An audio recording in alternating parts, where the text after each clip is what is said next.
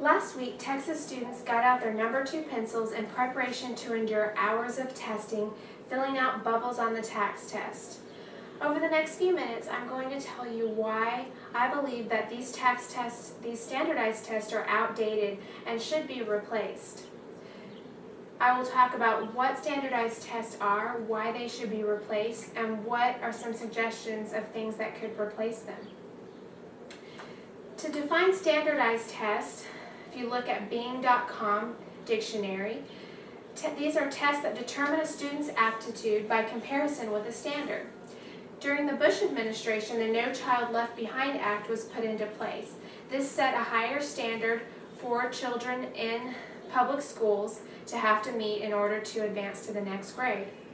In 2011, in his State of the Union address, President Obama announced that this No Child Left Behind Act would be changed, and this would affect the standardized testing in some way. In World War I is when we first saw standardized tests. Standardized tests were used to place U.S. servicemen with jobs. In 1926, the first SAT was given to entry-level college students. The TAKS test stands for the Texas Assessment of Knowledge and Skills, so it's Texas's version of the standardized test. There are 4 sections that students must pass in order to advance to the next grade or graduate.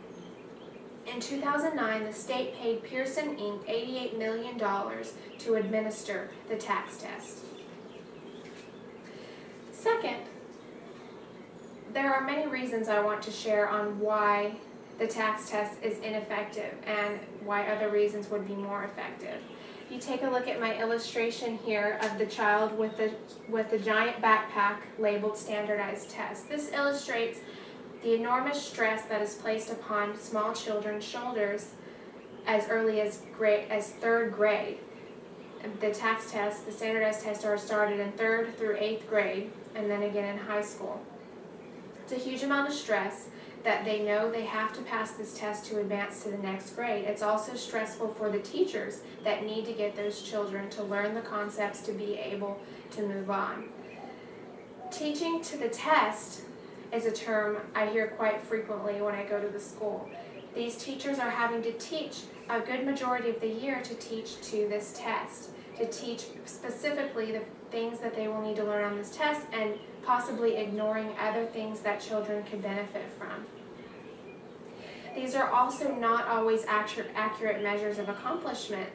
For example, in a USA Today article on March 30th, 2011, it was reported that there was a school in Washington, an elementary school, who in 2006 were a need for improvement school, and they moved up in 2009 to a blue ribbon school.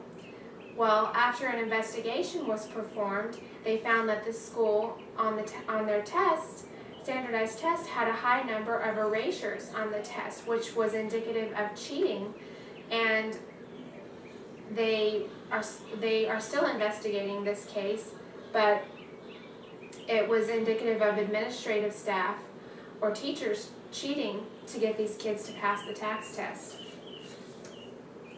Some students excel in school and otherwise, but when it comes to these high-stakes exams, they are so nervous and stressed out that they either fail or do really poorly, which can determine everything whether they get to move up to the next grade.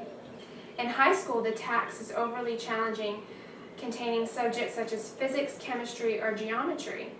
Now, the point of this test is to be able to have basic skills to make it to be able to graduate from high school. Are these basic skills? I don't feel like subjects such as physics are basic skills. Those are specialized skills, and I don't think that every child should have to take a test on this unless they choose to take that course. And also the high cost, $88 million to administer the test when we're experiencing a budget shortfall in education and laying off hundreds of teachers. I don't feel that it's an appropriate way to spend money. Some suggestions to alleviate this problem. I believe that success begins with the basics. So let's get back to the basics. One suggestion is just to have your exit level finals in high school. If the student has made it that far to be able to almost graduate, if they can pass those final exams, why isn't that enough?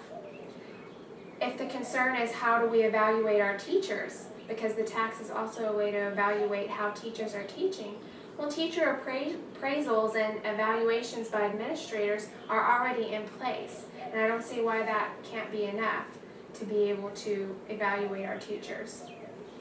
The STAR exam, or State of Texas Assessments of Academic Readiness, is said to be replacing the tax test in 2012.